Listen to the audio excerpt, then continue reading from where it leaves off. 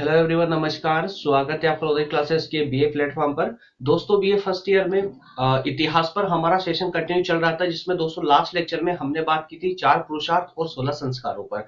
16 संस्कार का last lecture हुआ था दोस्तों, लेक्चर नंबर 16। अगर आपने अभी तक नहीं देखा तो उसे डिस्क्रिप्शन में उसकी लिंक मिल जाएगी, उसे जरूर देखें, है ना। उससे पूरे दोस्तों एक क्रम बना रहता है। अगर आप क्रम अनुसार सभी टॉपिक को कंप्लीट करते हैं दोस्तों, तो आपको देखिए, इतिहास का मतलब ही है एक क्रम, ठीक है ना। तो इतिहास को अगर आप क्रम के अनुसार पढ़ेंगे तो कभी भी आपको कोई कंफ्यूजन नहीं होगी और पूरा इतिहास समझ आते चलेगा, ठीक है। और चूंकि फर्स्ट ईयर में हम अभी बीए फर्स्ट ईयर के अंतर्गत दोस्तों हम प्राचीन भारतीय इतिहास पढ़ रहे हैं, जिसके अंदर हम बात करेंगे जीरो से लेकर अर्थात प्रारंभ से लेकर के 1200 शताब्दी तक, है ना। 1200 ईस्वी तक की हम बात करेंगे। इसके बाद में दोस्तों सेकेंड ईयर में आपको मध्यकालीन भारतीय इतिहास पढ़ने को मिलेगा, और थर्ड ईयर में जाएंगे तो आपको आधुनिक भारतीय इतिहास पढ़ने को मिलेगा, जो हम 2 पार्ट में विभाजित करके पढ़ेंगे। तो इस प्रकार से इसका एक क्रम होना चाहिए, इतिहास का एक क्रम होना चाहिए। और इसीलिए बोल रहा हूं दोस्तों कि अगर जो लास्ट लेक्चर जो हमारे हुए हैं, अगर आपने उनको नहीं देखा है तो पहले उनको जाकर देखिए।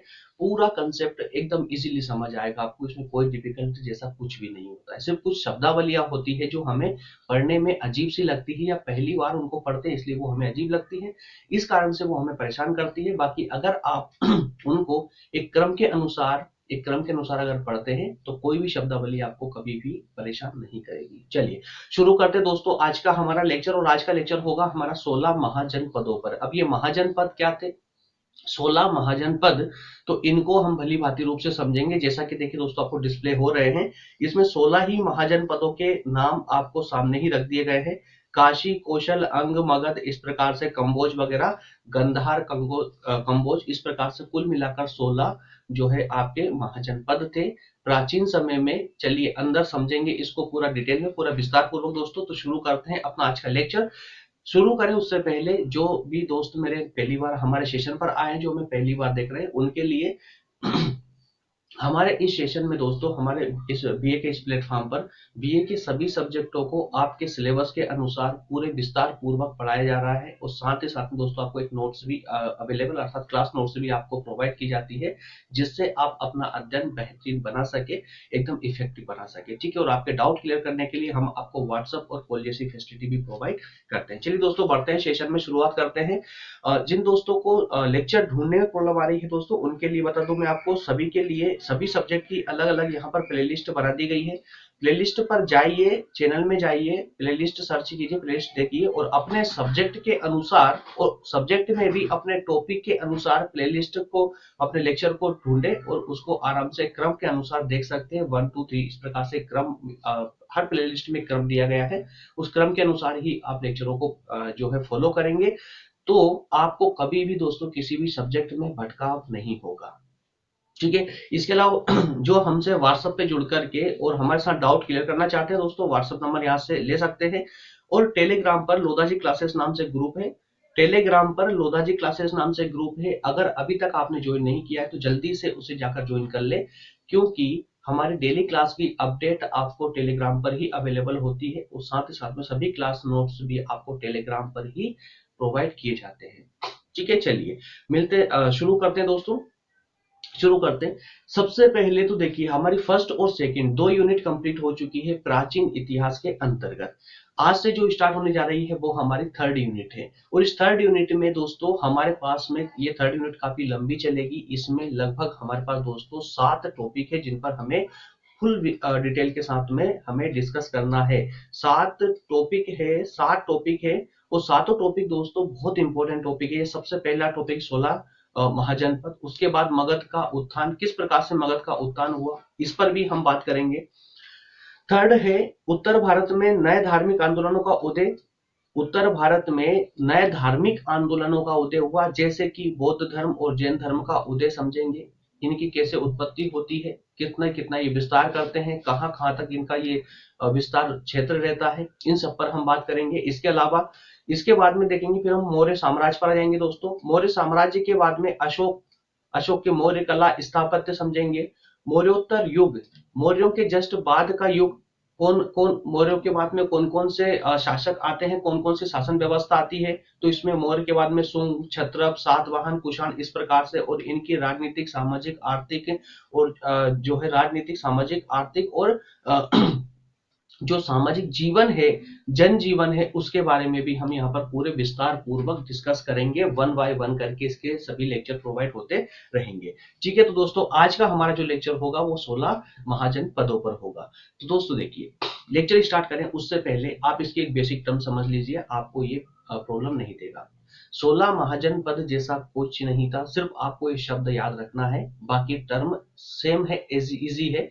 जैसे कि दोस्तों आज हमारे भारत में जिस प्रकार से आज 29 राज्य है, ठीक है ना। तो 29 राज्यों में 29 राज्य है, तो 29 अभी क्या है, राज्य है, ठीक है। तो यही प्राचीन समय में ये राज्य ही दोस्तों महाजनपद कहलाते थे। लेकिन थोड़ा डिफरेंस था इन राज्यों में और महाजनपदों में। वो डिफरेंस क्या था कि प्राचीन समय मतलब हम कब की बात कर रहे हैं दोस्तों, ये कर रहे हैं 600 ईसा पूर्व की। 600 ईसा पूर्व अर्थात छठी शताब्दी ईसा पूर्व की हम बात कर रहे हैं, है ना। और अब तक आपको ईसा पूर्व और ईसवी में डिफरेंस भली भांति रूप से समझ आ चुका होगा, क्योंकि ये मैं आपको कई बार बता चुका हूँ और इसी प्राचीन इतिहास के सेशन में ही बता चुका हूँ आप लोगों को। पॉलिटी में भी आपको मैंने कई बार पढ़ाया है इस बात को, ठीक है। तो ईसा पूर्व और ईसवी, तो छठी शताब्दी ईसा पूर्व अर्थात कि गौतम बुद्ध के जन्म से पहले की यहाँ बात हो रही है। तो उस समय दोस्तों पूरा जो भारत था हमारा, पूरा भारत था वो 16 भागों में विभाजित था, 16 भागों में बटा हुआ था। बटा हुआ मतलब ऐसा नहीं है कि पूरा विभाजित था, बल्कि उस पूरे भारत पर 16 राज्य थे, 16 शासकों का अधिकार था, 16 शासकों का शासन चलता था, उनकी राज्य व्यवस्था थी, ठीक है। प्राचीन समय की बात हम कर रहे हैं दोस्तों। अब आप खुद एक अपने मानसिक तौर पर समझिए, उसको खुद एनालाइज करिए इसको, कि महात्मा बुद्ध के जन्म से पहले अर्थात 600 ईसा पूर्व अभी दोस्तों हमारा कौन सा चल रहा है, अभी हमारा 2022 अभी चल रहा है, ठीक है ना। तो 2022 से पहले की अगर हम बात करें, 2022 से भी 600 साल पहले की, ठीक है ना। 2022 तो अभी चल रहा है, इसको उल्टे जाइए। अगर ईसा पूर्व में जाना है आपको तो इसके उल्टे जाइए। जब जीरो पर पहुंच जाएंगे आप, जीरो पे पहुंचने के बाद और उल्टे जाइए आप, 600 साल पहले जाइए आप। तो उस समय की कहानी है दोस्तों। तो उस समय हमारे यहाँ शासन व्यवस्था थी अर्थात राजनीतिक व्यवस्था स्थापित हो चुकी थी।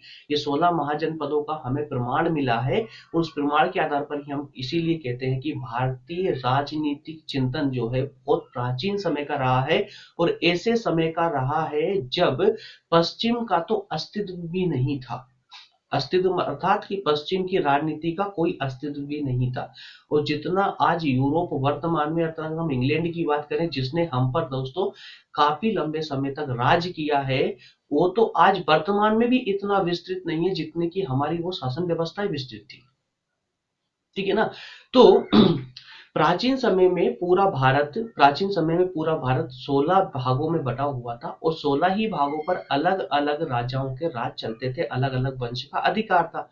और उन्हीं राजाओं के वंश को ही दोस्तों हम यहाँ महाजनपदों से तुलना करते हैं, महाजनपदों के नाम से जानते हैं। क्लियर हुआ है ना। तो इस प्रकार से जिस मतलब कि जो आज राज्य बोलते हैं हम, ऐसे उस समय राज्य ना बोलकर महाजनपद बोला जाता था। बस इतनी सी कहानी है, कुछ भी नहीं इसके अलावा, ठीक है। अब आपको इसमें देखना ये है कि भारत के कौन से भाग में कौन सा महाजनपद था। कुल मिलाकर 16 महाजनपद थे। अब 16 ही महाजनपदों में आवश्यक महाजनपदों के आपको नाम याद रखना है, इसके अलावा उसके राजाओं के नाम याद रखना है, और कुछ में राजधानी का नाम याद रखना है। अगर आप राजा के नाम, राजधानी का नाम और भौगोलिक स्तर पर अगर आप ये पता रख पाते हैं कि कौन सा महाजनपद भारत के किस क्षेत्र में था, तो समझ जाइए दोस्तों आपकी यूपीएससी वाला कंसेप्ट क्लियर हो गया। ठीक है। तो इसमें मैंने आपको दोनों देने का प्रयास किया है। अगर कोई कॉम्पिटेटिव एग्जाम की तैयारी कर रहे हैं तो वो भी जो है दोस्तों अपने पूरे कंसेप्ट यहाँ से क्लियर कर सकता है, और बीए के छात्रों के लिए तो ये है ना। चलिए तो शुरुआत करते हैं दोस्तों अपने 16 महाजनपदों की। 16 महाजनपदों की शुरुआत करते हैं। इसके अंतर्गत जैसा कि मैंने आपको अभी बोला दोस्तों कि 600 ईसा पूर्व में, 600 ईसा पूर्व में अर्थात की 6ठी शताब्दी ईसा पूर्व में, उस या कहें कि उसकी शुरुआत में, गौतम बुद्ध के जन्म से पहले उत्तर भारत में, अब दोस्तों भारत में उत्तर भारत कौन सा होगा, मैप समझाने की आवश्यकता तो नहीं है आपको। चलिए मैं आगे, और मैप का भी हमने सहारा लिया है इसको समझाने के लिए, तो मैप में मैं आपको बता दूंगा उत्तर भारत कौन सा है। ठीक है। तो उत्तर भारत में सार्वभौम सत्ता का पूर्णतः अभाव था। अर्थात इसका अर्थ क्या हुआ कि 600 ईसा पूर्व की हम बात कर रहे हैं, उस समय में पूरा भारत समग्र नहीं था, एक नहीं था, जैसा कि आज आपको देखने को मिलता है कि पूरा भारत एक है। ठीक है। तो सार्वभौम सत्ता मतलब कोई ऐसी सत्ता या ऐसा राजा नहीं था जो पूरे भारत पर अपना शासन जमा सके और सभी राजाओं को अपने अधीन कर सके और पूरे भारत को एक ही राजनीतिक शासन के अंतर्गत चलाया जा सके। ऐसा कोई राजा या ऐसा कोई वंश उस समय नहीं था। पूरा प्रदेश अर्थात कि पूरा देश छोटे छोटे राज्यों में बटा हुआ था। ठीक है ना। तो यह राज्य उत्तर वैदिक कालीन राज्यों की अपेक्षा बड़े और शक्तिशाली थे। जो उत्तरकालीन राज्य थे, उत्तरकालीन राज्य थे जो इससे पहले हमने उत्तरकालीन शासन व्यवस्था की बात की थी, उत्तरकालीन व्यवस्था की बात की थी, उन राज्यों से बड़े थे और विस्तृत थे, शक्तिशाली राज्य हुआ करते थे। इनमें कोई भी देश एकता के सूत्र में संगठित करने में समर्थ नहीं था। अब समझिए जरा इस बात को, सोचिए सोचिए इसको कि उत्तर वैदिक काल की जब हम बात कर रहे हैं तो वो हमारे इतिहास का प्रारंभिक चरण था, और चूंकि ये 600 ईसा पूर्व तक आते आते ये काफी डेवलप हो चुका था, और इसके डेवलप होगा, कोई भी चीज अगर आगे बढ़ेगी डेवलप होगी तो उसमें शासन व्यवस्था में और ज्यादा प्रभावशीलता, शक्ति संपन्नता, ये सब गुण आ जाएंगे, धीरे धीरे आ ही जाएंगे, है ना। तो इस प्रकार से भी हम कह सकते हैं कि भाई उत्तर वैदिक काल में जो शासन व्यवस्था थी उससे ज्यादा शक्तिशाली शासन जो है आगे चल करके और इस 600 ईसा पूर्व तक चलकर हो गए, है ना, जिनमें जिनको हम 16 महाजनपदों के नाम से जानते हैं। तो ये काफी शक्तिशाली राज्य थे अपने आप में। हालांकि अपने राज्य क्षेत्र का विस्तार करने के लिए युद्ध भी करते थे, है ना, अपने अपने राज्य की, अपनी जनता की सुरक्षा के या उनके अधिकारों की रक्षा करते थे, उनको न्याय प्रोवाइड करते थे। तो इस प्रकार की अलग अलग संस्थाएं इन राज्यों के अंदर भी डेवलप होने लगी थी। ठीक है।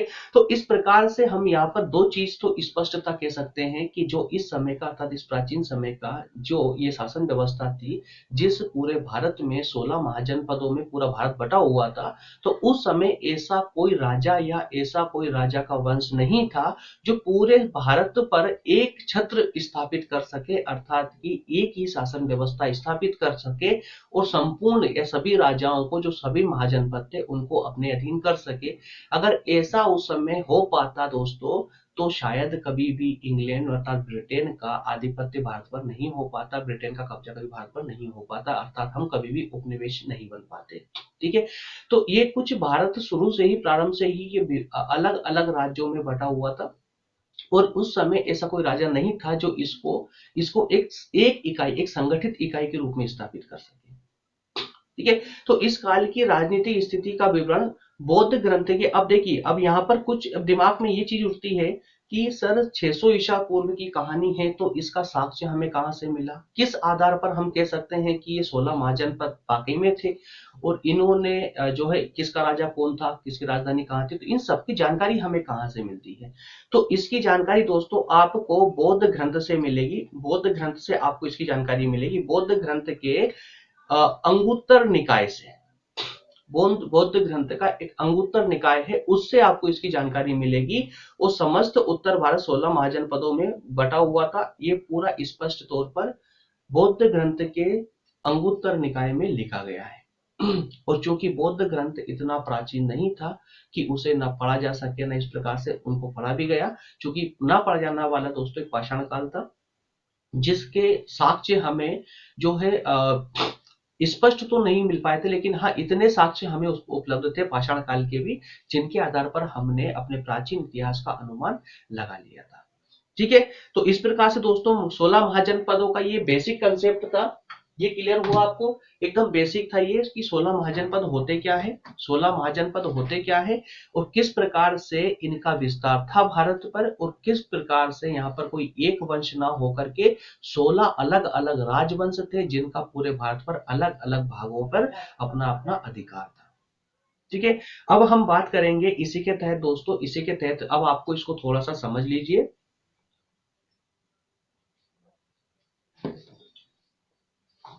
सभी को एक एक करके दोस्तों हम समझेंगे, यहाँ पर 16 ही महाजनपदों को एक एक करके समझेंगे। कंप्लीटली 16 महाजनपद आपके सामने डिस्प्ले हो रहे हैं, इनका नाम आपको याद करना है, इनका नाम आपको रटना है। एग्जाम में अक्सर पूछा जाता है, चाहे वो एग्जाम कोई सा भी हो, चाहे वो बीए का हो, बीए के बाद में कॉम्पिटेटिव एग्जाम में भी दोस्तों आपको इनसे जो है क्वेश्चन बनते हैं। ठीक है, तो इस प्रकार से 16 महाजनपद हैं दोस्तों, 16 महाजनपद है। 16 महाजनपद में प्रथम काशी, कौशल, अंग, मगध, बज्जी, मल्ल, चेदी, वत्स, कुरु, पांचाल, मत्स्य, सूरसेन, अशक, अवंती, गंधार, कंबोज।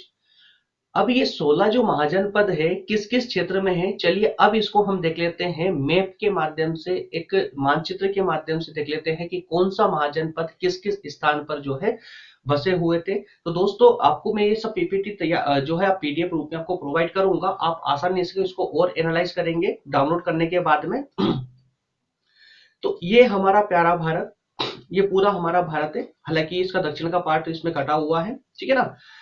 तो ये दोस्तों ये पूरा उत्तर भारत, इसको हम पूरे को उत्तर भारत कहेंगे, ये पूरा उत्तर भारत हो जाएगा। और जितने भी हमारे 16 जो महाजनपद थे ये लगभग लगभग उत्तर भारत में ही थे। अगर एक दो को छोड़ दें तो सिर्फ एक ही ऐसा महाजनपद है जो कि दक्षिण भारत में था, और दक्षिण भारत में दोस्तों ये जो अशक हम देखा था, अशक, इसको ये मात्र एक दक्षिण भारत का महाजनपद था, बाकी सभी जितने भी महाजनपद थे सब उत्तर भारत में ही थे। ठीक है, तो चलिए वन बाय वन करके दोस्तों इनको समझ लीजिए जरा। कौन सा स्थान पर, मतलब कि कौन सा महाजनपद किस भौगोलिक रूप से अगर देखें तो कौन से क्षेत्र में था ये आपको मैंने स्पष्ट तो दिया हुआ है पूरे मैप के माध्यम से इसको समझ लीजिए दोस्तों। जो सबसे पहला जैसे हमने एक नंबर पर कोट किया हुआ है वो सबसे पहले जो कंबोज दोस्तों वर्तमान पाकिस्तान में है, वर्तमान पाकिस्तान में अर्थात उत्तरी कश्मीर में, उत्तर और पश्चिमी कश्मीर में है। ठीक है, उत्तर पश्चिमी कश्मीर में है। ये देखिए ये जो डॉट दिख रहा है आपको रेड कलर का है ना, तो ये उसका स्थान दिया हुआ है और सामने उसके फ्रंट में लिखा हुआ है। सेकंड है गांधार अर्थात तक्षशिला, ये दोस्तों आपके देखिए यहाँ पर ये भी आपके कश्मीर में ही आएगा जो कि वर्तमान पाकिस्तान में है, तक्षशिला में। ठीक है, थर्ड है कुरु, ये दोस्तों दिल्ली हरियाणा में अवस्थित है। इसके अलावा चौथा पांचाल बरेली, यूपी के बरेली में है। इसके अलावा कौशल, श्रीवस्ती जो कि यूपी के फैजाबाद में है।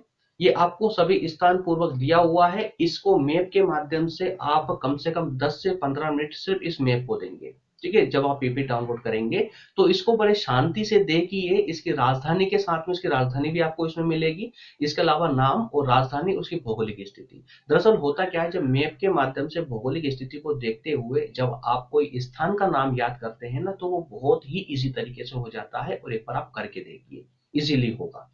ठीक है, चलिए तो बड़े दोस्तों आगे इसको एनालाइज आप स्वयं करेंगे, इसमें एनालाइज करने जैसा कुछ नहीं, सिर्फ आपको इतना देखना है कि कौन सा महाजनपद कौन से स्थान पर स्थित था।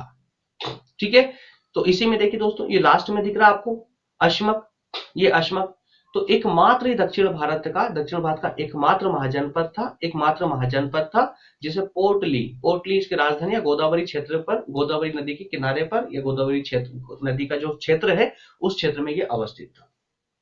ठीक है, वर्तमान गोदावरी जहां पर गोदावरी नदी बहती है। ठीक है, इसके अलावा दोस्तों आपके सामने ये सभी एक कॉलम में आपको दिख रहे हैं सभी महाजनपदों के नाम, अगले कॉलम में उनकी राजधानियां दिख रही है। एक मिनट पेन ले लेता हूं मैं जिससे आपको क्लियर हो जाए देखिए इस वाले कॉलम में दोस्तों आपको मिलेंगे सभी जितने भी महाजनपद है उनके नाम मिलेंगे। सेकेंड कॉलम में आपको स्पष्टता राजधानी दी हुई है कि कौन से महाजनपद की कौन सी राजधानी क्या थी, और इसके अलावा उनका क्षेत्र जो आधुनिक क्षेत्र है मतलब वर्तमान में किस क्षेत्र को जानते हैं, जैसे एक दो समझ लेते हैं हम यहाँ पर।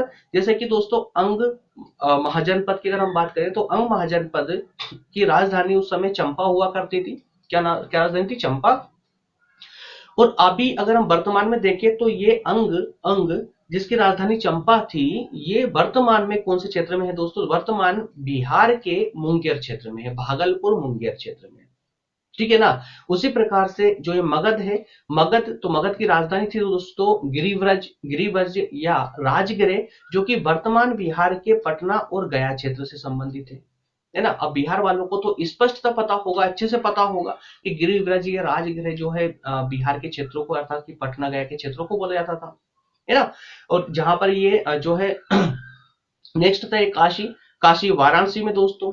तो ये उत्तर प्रदेश, यूपी वालों को तो अच्छे से भली भांति रूप से पता है ना, कि काशी जो है उत्तर प्रदेश के वाराणसी में था, है ना। ये भी महाजनपद था दोस्तों। क्या होता है कि प्राचीन समय के भी कई सारे चीजें हमें पता होती है, लेकिन अब देखिए ये वाराणसी, काशी, कौशाम्बी, श्रावस्ती, ये सब क्षेत्र हमें पता है, ऑलरेडी पता, कई बार पढ़े हैं, कई बार सुने, लेकिन स्पष्ट तौर पर ये इतना पता नहीं था कि इनको महाजन पद के नाम से भी जाना जाता था, अर्थात कि महाजन पद थे उस समय के, अपने अपने अलग अलग राज्य थे।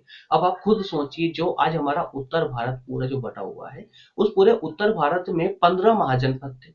एक को अगर छोड़ दें दक्षिण वाले को, तो 15 महाजनपद अर्थात कि 15 बड़े बड़े राज्यों में बटा हुआ था पूरा उत्तर भारत, है ना। तो 15 राजाओं का इस पर अधिकार चलता था। तो यहाँ पर एक आपके दिमाग में एक चीज और गूंजनी चाहिए, एक चीज और दिमाग में उत्पन्न होनी चाहिए कि सर ऐसा ही क्यों था कि उत्तर भारत में ही सब कुछ, ये सारे के सारे राजा उत्तर भारत में ही क्यों स्थापित हुए, इन्होंने अपनी शासन व्यवस्था उत्तर भारत में ही क्यों स्थापित की, दक्षिण भारत की ओर मुंह क्यों नहीं किया इन लोगों ने। तो मेरे प्यारे दोस्तों, उस समय देखिए प्राचीन समय से ही, काफी पुराने समय से ही जो हमारी गंगा नदी रही है ना, गंगा यमुना की जो उत्तर भारत की नदियां रही है, उन्होंने काफी क्षेत्र को उपजाऊ बना कर रखा था। प्राचीन समय से ही काफी क्षेत्र उपजाऊ था, तो वहां पर खेती की शुरुआत बहुत जल्दी हो चुकी थी और आसान था खेती करना। कोई ज्यादा मशक्कत नहीं करनी पड़ती थी, ज्यादा मेहनत नहीं करनी पड़ती थी, थोड़े बहुत संसाधनों से ही वहां पर खेती होना संभव थी, क्योंकि वहां उपजाऊ भूमि उपलब्ध हो चुकी थी नदियों के कारण। ठीक है ना। तो नदियों के कारण उपजाऊ भूमि के मिल जाने से वहां पर खेती, कृषि व्यवस्था बहुत अच्छी हो जाने के कारण वो लोग वहीं बसने लगे और धीरे धीरे वही राज्य बनने लगे, और वो राज्य ही दोस्तों महाजनपद कहलाने लगे। ठीक है। तो इस प्रकार की व्यवस्था के कारण ही अधिकतम महाजनपद आपको उत्तर भारत में ही देखने को मिलते हैं। ठीक है। तो मेरे दोस्तों, इस पर अगर एक एक करके डिस्कस करेंगे तो काफी समय चला जाएगा हमारा। इसको मैंने आप समझा दिया है कि एक क्रम में आपको महाजनपद मिलेंगे, दूसरे में आपको राजधानी, और तीसरे में उससे संबंधित जो वर्तमान में जो क्षेत्र है उससे संबंधित। तो इसी प्रकार से आपको मैप सामने रख के और एनालाइज करना है, जिससे आपको क्लियर समझ जाएगा और पूरे 16 ही महाजनपदों का विवरण आपको यहाँ पर देखने को मिल जाएगा। ठीक है। चलिए अब एक एक करके हम इनकी डिटेल देख लेते हैं, कि थोड़ी बहुत जो भी कुछ बचा होगा, थोड़ी बहुत डिटेल है तो उसको भी हम समझ लेते हैं। सबसे पहले हम बात करेंगे दोस्तों काशी की। काशी की तो वर्तमान वाराणसी में, ये काशी का आपको पता ही है कहां पर है, तो यूपी वालों को तो पता ही है ना। तो वर्तमान के वाराणसी तथा उसका समीपवर्ती क्षेत्र प्राचीन काल में काशी महाजनपद के नाम से जाना जाता था। यह महान, समृद्धशाली और सफल जो है एक संपन्न राज्य था। ठीक है। तो काशी, काशी उस समय का बहुत संपन्न और शक्तिशाली महाजनपदों में आता था। सबसे शक्तिशाली या महाजनपद हम इसको कह सकते थे काशी को, जो कि उत्तर प्रदेश के वाराणसी में था। ठीक है। नेक्स्ट है कौशल। तो वर्तमान अवध का क्षेत्र कहां पर है? ये फैजाबाद मंडल में है।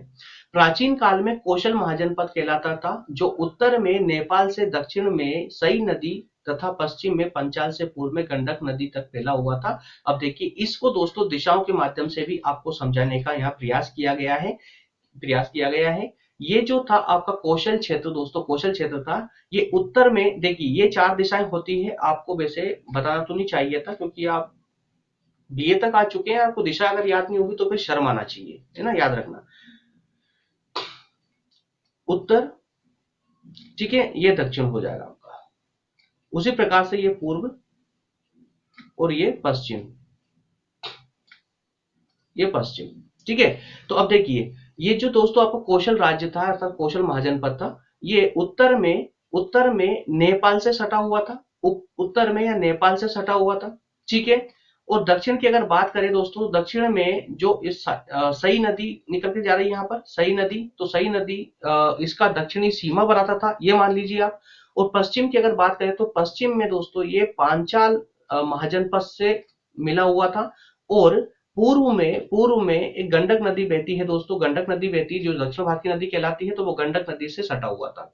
तो इस प्रकार से इसकी चारों सीमाएं यहाँ पर दी गई है। और अब अगर इसको आप क्वेश्चन को मैप में समझेंगे, देखिए मैप में एनालाइज करेंगे आप, तो आपको स्पष्टता समझ आ जाएगा। ये क्वेश्चन है, ये कौशल महाजनपद है, आपको डिस्प्ले हो रहा है 5 नंबर पर, कौशल महाजनपद।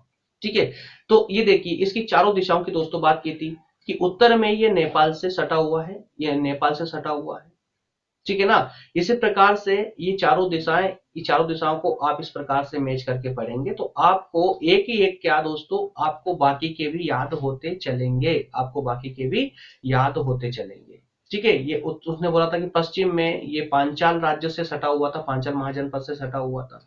यहाँ पर आपके गंडक नदी बहती है दक्षिण में, है ना, जी हाँ।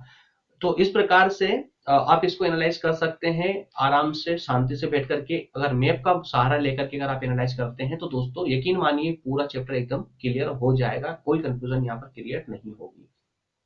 ठीक है, चलिए नेक्स्ट था दोस्तों आपका अंग। अंग, एक मिनट इसको थोड़ा इरेज कर दें।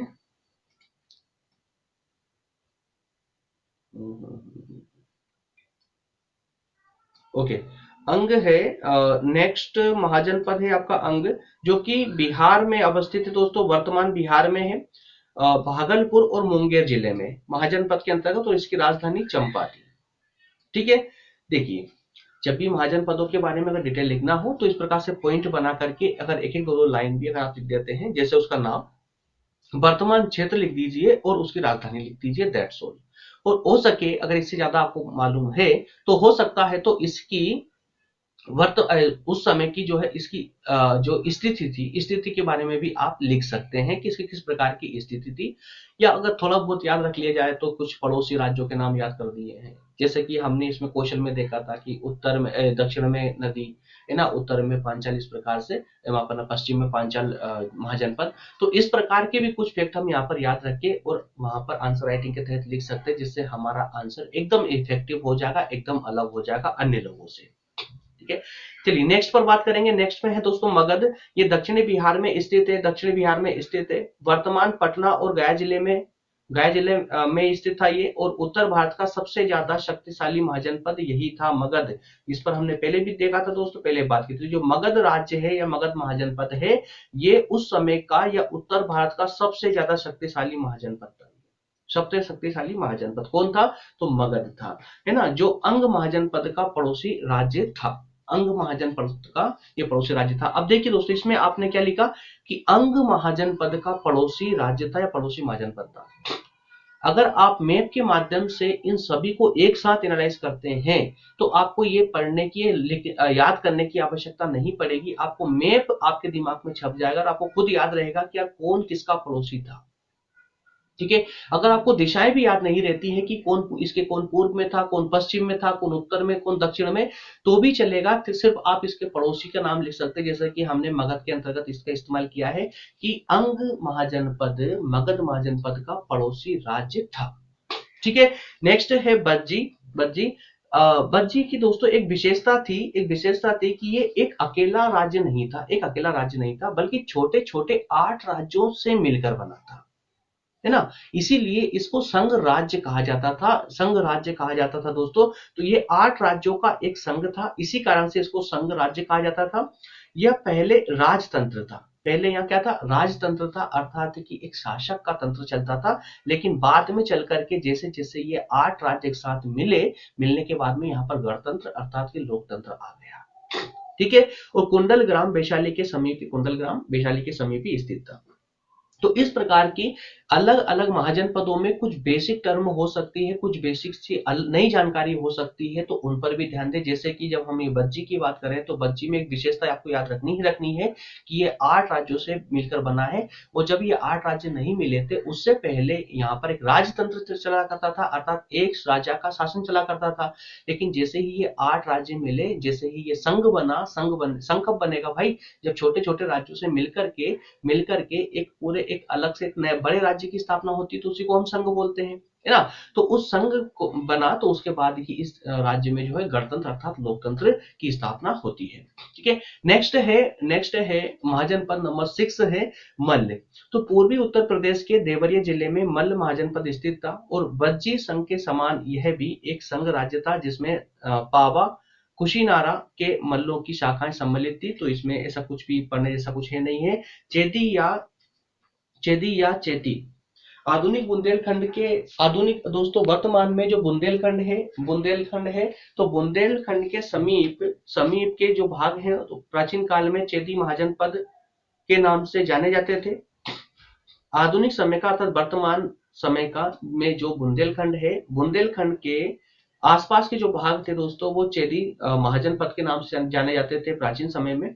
और इसकी राजधानी सोत्तीवर्ती थी और इसकी पहचान महाभारत के शुक्तिमती से की जाती थी। अब इसमें विशेषता आपको क्या मिलेगी दोस्तों देखने को कि देखिए कि जो चेदी राज्य था, चेदी महाजनपद था, उसकी पहचान महाभारत के शुक्तिमती क्षेत्र से की जाती है। शुक्तिमती से की जाती है किसके?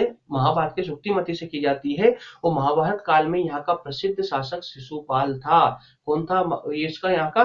तो दोस्तों जो शिशुपाल जिन्हें कृष्ण ने की जो है सिर धड़ से अलग किया था, है ना, अपने सुदर्शन के माध्यम से। तो ये इसका वर्णन है महाभारतीय शास्त्रों में, इसका वर्णन स्पष्टता है कि चेदी महाजनपद का शासक शिशुपाल था जिसका वध कृष्ण ने किया था। ठीक है, जिसका वध कृष्ण के द्वारा किया गया था।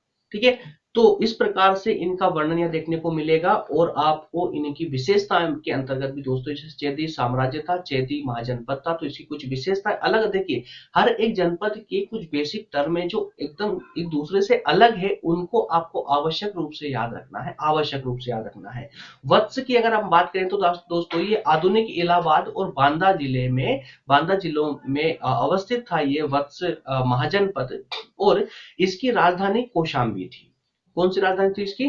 कौशाम्बी थी। और इलाहाबाद के समीप यमुना नदी के किनारे स्थित था ये। विष्णु पुराण के अनुसार हस्तिनापुर के राजा ने हस्तिनापुर जब समाप्त हो जाती है तो उसके बाद कौशाम्बी को अपनी राजधानी बनाया था। और इसी में दोस्तों विष्णु पुराण में ये लिखा गया था साथ ही साथ में कि हस्तिनापुर को कहा गया था कि हस्तिनापुर जब गंगा में बह जाती है, हस्तिनापुर गंगा में बाढ़ आने के कारण गंगा में बह जाती है, तो उसके बाद ही हस्तिनापुर के राजा ने कौशाम्बी को अपनी राजधानी बनाया था। ठीक है, नेक्स्ट है कुरु। तो मेरठ, दिल्ली और थानेश्वर के भागों में कुरु महाजनपद स्थित था। इसकी राजधानी इंद्रप्रस्थ थी। नेक्स्ट है पांचाल। तो वर्तमान के जो रोहेलखंड है, बरेली, बदायूं, फर्रुखाबाद, ये सब जिलों को मिला करके ही पांचाल महाजनपद स्थापित था या निर्मित हुआ था। नेक्स्ट है मत्स्य दोस्तों। तो मत्स्य जो है ये एक राजस्थान में अवस्थित महाजनपद था।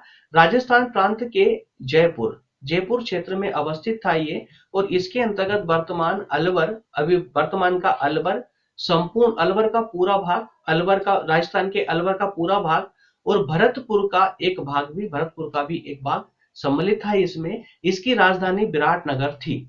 ठीक है, तो दोस्तों इनको मैप में देखते हुए चलिए कि कौन सा क्षेत्र कहां से संबंधित है, भरतपुर कहां पर है, अलवर कहां पर है ना। हर एक जनपद के अगर आप भौगोलिक रूप से अगर इनके स्थान याद रख पाते हैं तो आप इनको कभी फिर इनका नाम भूल पाएंगे ना कभी इनका क्षेत्रीय विस्तार भूल पाएंगे।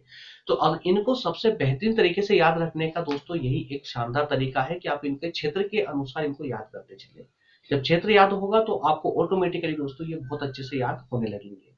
ठीक है, नेक्स्ट है सूरसेन। आधुनिक वज्रमंडल क्षेत्र में ये महाजनपद स्थित था। इसकी राजधानी मथुरा थी। महाभारत के अनुसार दोस्तों यादव वंश के शासक कृष्ण यहाँ के राजा थे और बुद्ध काल में यहाँ का राजा अवंतीपुत्र था जो बुद्ध का सर्वप्रमुख शिष्य था। अब देखिए सूरसेन महाजनपद है दोस्तों जो आधुनिक वज्र मंडल के क्षेत्र में स्थित था। तो जो सूरसेन महाजनपद उसका राजा किसको बताया गया है? तो महाभारत के अनुसार इनका राजा किसको बताया गया है? तो यादव वंश का शासक। और दोस्तों आपको पता ही होगा कि कृष्ण, जो हमारे कृष्ण भगवान थे, कृष्ण थे, वो यादव वंश से संबंधित थे, है ना। तो यादव वंश के शासक के रूप में कृष्ण को ही जाना जाता था प्राचीन समय में। और जब गौतम बुद्ध का समय आता है, तो गौतम बुद्ध के समय में, इनका शासन खत्म होने के बाद में गौतम बुद्ध के समय में उनके सबसे प्रिय शिष्य अवंती पुत्र उनको यहाँ का जो है शासक माना गया था।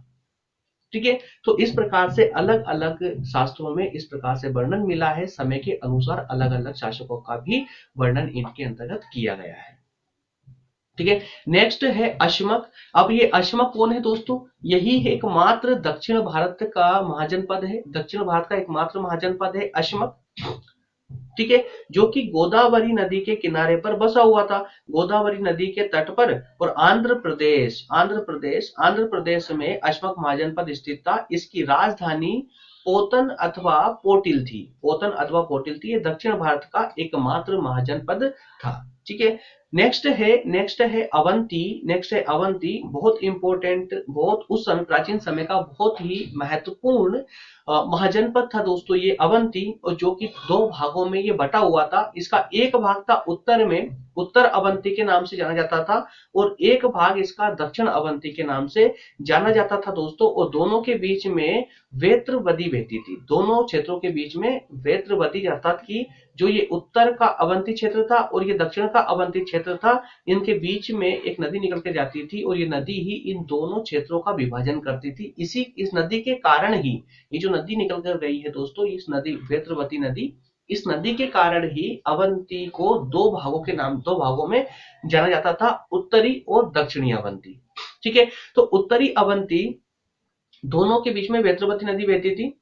और पाली धर्म ग्रंथों के अनुसार बुद्ध काल में अवंती की राजधानी क्या थी? उज्जैनी थी। अवंती की राजधानी बुद्ध काल में उज्जैनी थी, जहां का राजा कौन था दोस्तों? प्रबोध था। और उज्जैन की पहचान मध्य प्रदेश के आधुनिक उज्जैन नगर से की जाती है। ठीक है। तो वर्तमान में ये कहां पर अवस्थित है दोस्तों? अगर वर्तमान की हम बात करें तो ये उज्जैन में है ना, तो मध्य प्रदेश के उज्जैन में अवस्थित है ये। ठीक है। नेक्स्ट है गांधार। तो वर्तमान पाकिस्तान के पेशावर तथा रावलपिंडी जिलों की भूमि पर गांधार महाजनपद बसा हुआ था। इसकी राजधानी तक्षशिला थी। रामायण के अनुसार इस नगर की स्थापना भरत के पुत्र दक्ष ने की थी। देखिए, प्राचीन भारतीय इतिहास है दोस्तों, इसमें कुछ फैक्ट होते हैं और कुछ ऐसी टर्म होती है जो हमें बार बार देखने को नहीं मिलती है। इसी कारण से थोड़ा किसी स्टूडेंट को थोड़ा सा ये टफ लग सकता है, थोड़ा टफ जा सकता है कि सर स्पष्टता जैसे हमें पॉलिटी समझ आती है, या इतिहास में मध्यकालीन इतिहास समझ आता है, आधुनिक इतिहास समझ आता है, या भूगोल समझ आता है, इस प्रकार से ये समझ में नहीं आ पाता है। कुछ टॉपिक ऐसे हैं जो बिल्कुल समझ ही नहीं आ पाते। तो मैं दोस्तों कंफ्यूज, देखिए ज्यादा टेंशन ना ले, कंफ्यूज ना हो, बिल्कुल भी कंफ्यूज होने की आपको आवश्यकता नहीं है। अगर आप नहीं समझ पा रहे हैं ना, तो सभी को ये समस्या आती होगी। ठीक है। इसलिए मेरा आग्रह है आप लोगों से कि अगर एक बार में समझ नहीं आ रहा है ना, तो फिर एक बार शांति से एक बार फिर क्लास को रिपीट करके देखना, एक बार फिर देखना, और जो मैं आपको पीडीएफ प्रोवाइड कर रहा हूँ उसको पढ़ के देखना। और श्योरिटी के साथ बोल रहा हूँ दोस्तों, 2 बार इस क्लास को देखने के बाद में और एक बार उस पीपीटी को अच्छे से पढ़ने के बाद में आपका पूरा कंसेप्ट 100% क्लियर हो जाएगा, आपको याद भी होने लगेगा। अगर एक दो टॉपिक अगर आपको याद होने लगे, तो इस प्राचीन भारतीय इतिहास में कोई भी टॉपिक आपको कभी भी डिस्टर्ब नहीं करेगा।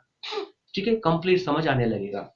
अब क्योंकि जितना भी हम यहाँ पढ़ रहे हैं, अभी महाजनपद आपने पहली बार सुना है, और जो ये अवंती, गांधार जैसे जो महाजनपद अर्थात राज्यों के नाम देख रहे हैं, ये भी हम पहली बार सुन रहे हैं, पहली बार अपने मुंह से बोल रहे हैं। तो कहीं ना कहीं नई टर्मिनोलॉजी हमें परेशान तो करेगी, है ना। तो इसलिए मेरा कहना है कि इनको थोड़ा सा आराम से दोस्तों, एक बार में अगर समझ नहीं आता, दूसरी बार देखिए, क्योंकि हम छोड़ नहीं सकते इसको, क्योंकि ये हमारे अध्ययन का बहुत ही अहम हिस्सा है हमारे अध्ययन का। चाहे आप बीए ही कर रहे हो, चाहे बीए के बाद में कॉम्पिटिटिव एग्जाम तैयारी करेंगे, तब भी प्राचीन भारतीय इतिहास हमारे अध्ययन का अहम हिस्सा है। क्योंकि हमें जो कला और संस्कृति पढ़नी है दोस्तों, आर्ट एंड एग्रीकल्चर पढ़ना है, जो कि आज की कॉम्पिटिटिव एग्जाम की एक रीढ़ की हड्डी बन चुकी है, वो भी प्राचीन भारतीय इतिहास से ही संबंधित है। उसी से संबंधित पूरी हमारी कला संस्कृति आएगी।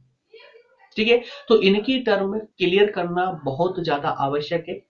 अब जैसे कि पूरा ये लेक्चर था, इसमें क्या है दोस्तों, कुछ भी नहीं है यार, 16 महाजनपद है, दैट्स ऑल, 16 राज्य थे। अब 16 राज्य को आपको सिर्फ इतना पता करना है कि कौन सा राज्य कौन से स्थान पर अवस्थित था, किस कौन सा राज्य जो है किस स्थान से संबंधित था, वर्तमान में उस जगह को क्या, क्या कहा जाता है, या उसकी राजधानी क्या थी, या कुछ उसके बेसिक जो अलग से अन्य राज्यों के अलावा जो अन्य टर्म निकलती है उनको देख लेना है आपको, बस इससे ज्यादा कुछ याद रखने की आवश्यकता ही नहीं इसमें। बस 16 नाम आप अगर याद एक बार अच्छे से याद कर लेंगे तो आसानी से सब कुछ क्लियर होता चला जाएगा।